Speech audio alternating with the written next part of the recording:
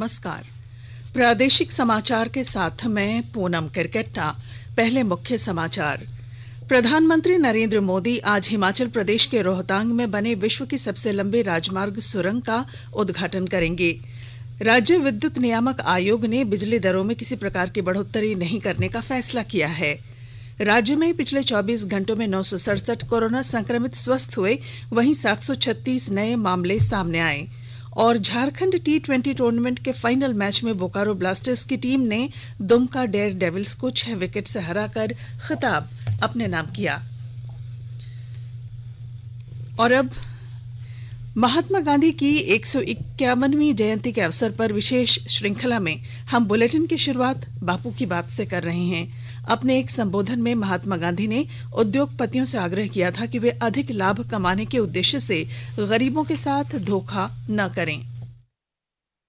जितने व्यापारी है, जितने फैक्ट्री ओनर है, उनका सबका एक परम धर्म हो जाता है कि वो आपस में मिलकर ऐसा करें कि जिससे सारा हिंदुस्तान देखे कि नहीं, वो तो आज हमको आजादी मिल गई है, तो आजादी में तो हम शुद्ध को ही कमाएंगे और आजादी में हम लोगों को दगा नहीं देंगे। प्रधानमंत्री नरेंद्र मोदी आज हिमाचल प्रदेश के रोहतांग में अटल सुरंग का उद्घाटन करेंगे। यह विश्व की सबसे लंबी राजमार्ग सुरंग है। हिमाचल क्षेत्र के पीर पंजाल पहाड़ियों में समुद्र तल से 10,000 फुट की ऊंचाई पर अत्याधुनिक तकनीक और इलेक्ट्रोमैकेनिकल प्रणाली से इसका निर्माण किया गया है। लगभग 9 किलोमीटर लंबी यह सुरंग मनाली को लाहौल स्पीति घाटी से जोड़ती है। इससे पहले भारी हिमपात के कारण इस घाटी से संपर्क लगभग 6 महीने के लिए बाधित रहता था। रक्षा मंत्री राजनाथ सिंह भी इस अवसर पर उपस्थित रहेंगे। एक दिन के दौरे पर प्रधानमंत्री 2 जनसभाओं को संबोधित भी करेंगे। हमारे संवाददाता ने बताया है कि राज्य सरकार ने कार्यक्रम के सीधे प्रसारण की व्यवस्था की है ताकि राज्य के प्रत्येक क्षेत्र तक इसकी पहुंच सुनिश्चित हो सके। प्रधानमंत्री नरेंद्र मोदी ने कहा है कि उच्च स्तरीय शोध किसानों की सहायता के लिए होना चाहिए। कल नई दिल्ली में वैश्विक भारतीय वैज्ञानिक वैभव सम्मेलन को वीडियो कॉन्फ्रेंसिंग के माध्यम से संबोधित करते हुए नरेंद्र मोदी ने कहा कि तकनीक में परिवर्तन से हमारी जिंदगी में बदलाव आए हैं। उन्होंने कहा कि सरकार ने विज्ञान, शोध और नवाचार को बढ़ावा देने के लिए कई कदम उठाए हैं। प्रधानमंत्री ने कहा कि देश में अनाज का उत्पादन रिकॉर्ड स्तर पर हो रहा है और दलहन के आयात में महत्वपूर्ण कमी दर्ज की गई है। श्री मोदी ने कहा कि कोविड-19 के उपचार के लिए घरेलू टीके का विकास करने की दिशा में महत्वपूर्ण कार्य जारी हैं। झारखंड राज्य विद्युत नियामक आयोग ने वर्ष 2020-21 के दौरान बिजली दरों में किसी प्रकार की बढ़ोतरी नहीं करने की घोषणा की है। विभाग ने इस दौरान उपभोक्ताओं से मीटर का किराया नहीं लेने का फैसला किया है। साथ ही बिल भुगतान में देरी पर अब 1.5% की बजाय 1% ही जुर्माना लेने का निर्णय लिया है। विभाग की ओर से जारी आदेश में कहा गया है कि डिजिटल भुगतान करने वाले उपभोक्ताओं को 1% की छूट और देय तिथि तक भुगतान करने के लिए 1% की अतिरिक्त छूट नगद भुगतान करने वालों को भी दी जाएगी। विभिन्न श्रेणी के उपभोक्ताओं के लिए दिए जाने वाले अन्य चार्ज में कोई बदलाव नहीं किया गया है। बोकारो जिले के बेरमो विधानसभा उपचुनाव को लेकर प्रशासनिक तैयारियां तेजी से चल रही हैं। सभी कोषांगों को एक्टिव कर दिया गया है। विस्तृत ब्यौरा दे रहे हैं हमारे बोकारो संवाददाता।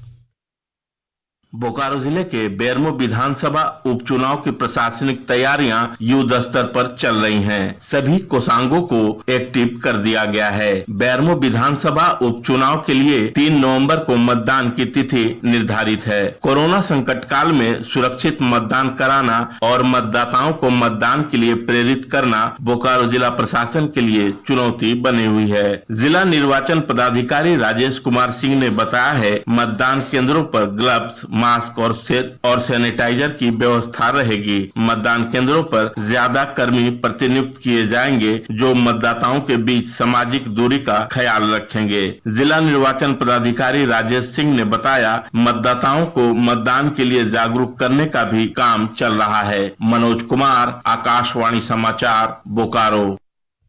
राज्य के कृषि मंत्री बादल पत्रलेख ने कहा है कि सरकारी योजनाओं को धरातल पर उतारकर अधिकारी और कर्मचारी ग्रामीणों के जीवन में खुशहाली तथा परिवर्तन लाएं।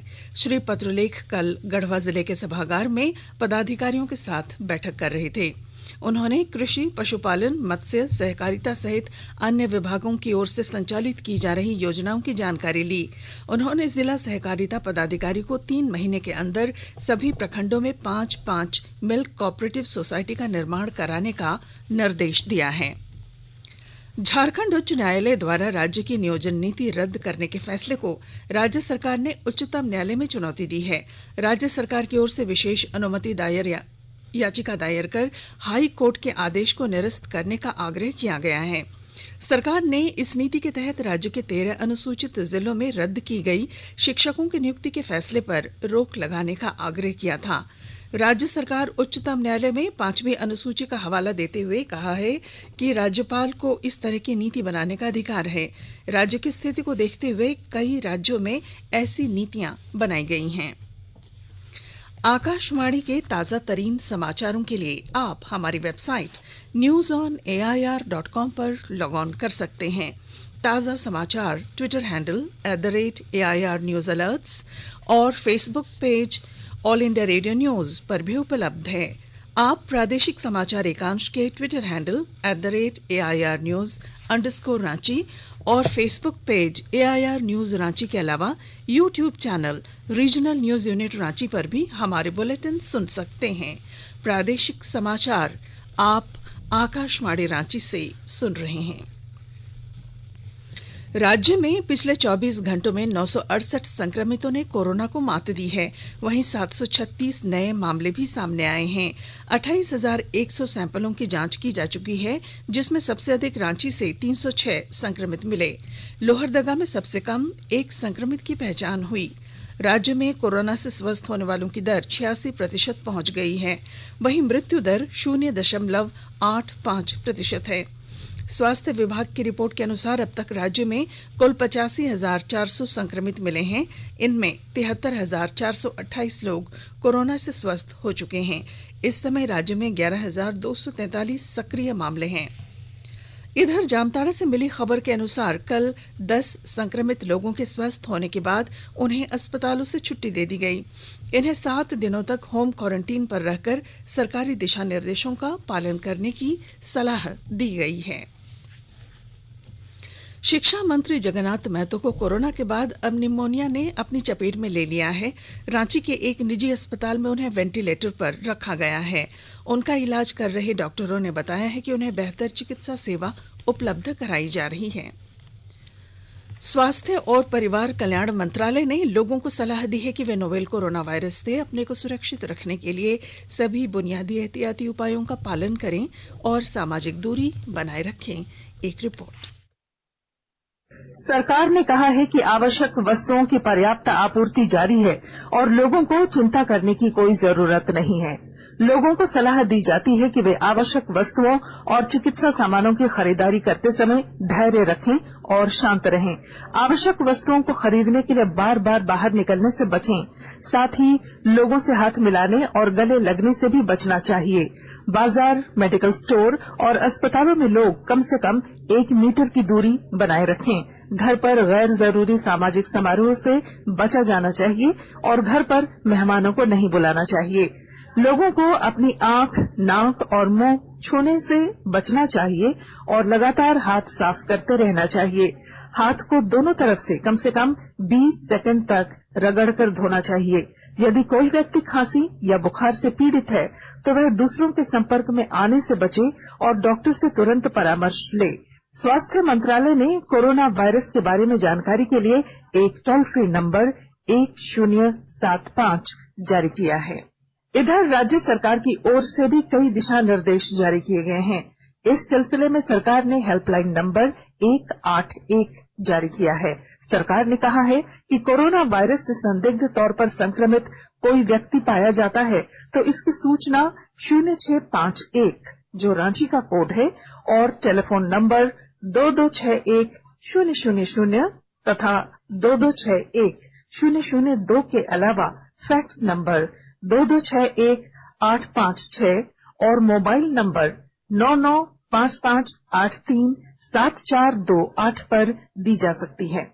आकाशवाणी रांची भी आपसे अपील करता है कि कोविड-19 के संक्रमण से बचने और अन्य लोगों को सुरक्षित रखने के लिए कृपया घर पर ही रहें और सरकारी दिशा निर्देशों का पालन करें। धनबाद जिले में गांधी जयंती के अवसर पर मुख्यमंत्री श्रमिक रोजगार योजना की शुरुआत की गई है। इस योजना के तहत 236 लोगों ने ऑनलाइन रजिस्ट्रेशन कराया है। विस्तृत ब्यौरा दे रहे हैं हमारे धनबाद संवाददाता। धनबाद में गांधी जयंती के अवसर पर मुख्यमंत्री श्रमिक योजना की शुरुआत की गई। इस योजना को लेकर शहरी क्षेत्र के 247 श्रमिकों ने ऑनलाइन रजिस्ट्रेशन कराया है। इन श्रमिकों को जॉब कार्ड दिए गए हैं, जिसके तहत श्रमिकों को 100 दिनों की जॉब की गारंटी दी गई है। जॉब कार्ड बनने के बाद भवन निर्माण विभाग, पथ निर्माण, ऊर्जा, पेयजल एवं स्वच्छता विभाग, वन, पर्यावरण एवं जलवायु परिवर्तन विभाग में श्रमिकों को काम देने की योजना है। ऐसे श्रमिक जो 1 अप्रैल 2015 से शहरी क्षेत्र में रह रहे हैं, वे इस योजना का लाभ उठा सकते हैं। अजय कुमार सिन्हा, आकाशवाणी समाचार, धनबाद।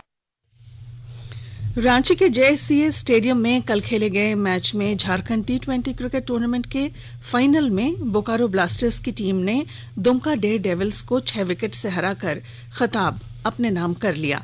इस मुकाबले में दुमका डेयर डेविल्स ने टॉस जीतकर पहले बल्लेबाजी करते हुए निर्धारित 20 ओवर में 7 विकेट खोकर 136 रन बनाए।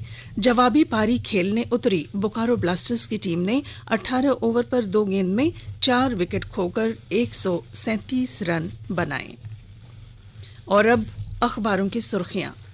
आज के अधिकतर अखबारों में झारखंड राज्य विद्युत नियामक आयोग द्वारा कोरोना काल के दौरान बिजली दरों में किसी प्रकार की वृद्धि नहीं करने की खबर को प्रमुखता से प्रकाशित किया गया है। दरों में बढ़ोतरी नहीं, अब मीटर रेंट भी नहीं, 21 घंटे बिजली नहीं तो फिक्स चार्ज नहीं ले सकेगा निगम। शीर्षक से प्रभात खबर ने बिजली दर में बढ़ोतरी नहीं करने की खबर को अपनी पहली खबर बनाया है। नियोजन नीति रद्द करने के फैसले को दी चुनौती शीर्षक से हाल में हाईकोर्ट द्वारा अनुसूचित जिलों में शिक्षक नियुक्ति रद्द करने के फैसले को राज्य सरकार द्वारा सुप्रीम कोर्ट में चुनौती देने की खबर को हिंदुस्तान ने पहले पन्ने पर जगह दी है। देश में कोरोना से 1 लाख मौतें होने पर दैनिक भास्कर ने शोक व्यक्त करते हुए अपने मास्ट हेड को पहले पन्ने पर नीचे रखा है। लिखा, आज हम नतमस्तक हैं। दैनिक जागरण ने देश में 15 अक्टूबर के बाद खुलेंगे स्कूल, इस खबर को पहले पन्ने पर प्रमुखता से लिया है। रांची एक्सप्रेस ने झारखंड, बिहार और बंगाल के लिए शुरू होंगी 100 ट्रेनें, इस खबर को अपने पहले पन्ने पर जगह दी है। अंग्रेजी दैनिक टाइम्स ऑफ इंडिया ने हाथरस घटना को लेकर मीडिया और राजनीतिक दलों को हाथरस में प्रवेश पर रोक की खबर पहले पन्ने की सुर्खी बनाई है। हिंदुस्तान टाइम्स ने कोरोना से 1 लाख मौत को अपनी पहली खबर बनाया है। और अब बुलेटिन के आखिर में मुख्य समाचार एक बार फिर।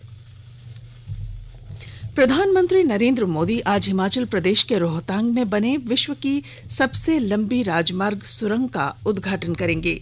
राज्य विद्युत नियामक आयोग ने बिजली दरों में किसी प्रकार की बढ़ोतरी नहीं करने का फैसला किया। राज्य में पिछले 24 घंटों में 967 कोरोना संक्रमित स्वस्थ हुए, वहीं 736 नए मामले सामने आए। और झारखंड T20 टूर्नामेंट के फाइनल मैच में बोकारो ब्लास्टर्स की टीम ने दुमका डेयर डेविल्स को 6 विकेट से हराकर खिताब अपने नाम किया। और अब चलने से पहले प्रस्तुत है बापू का प्रिय भजन वैष्णव जन तो, जिसे साइप्रस के कलाकारों ने गाया है।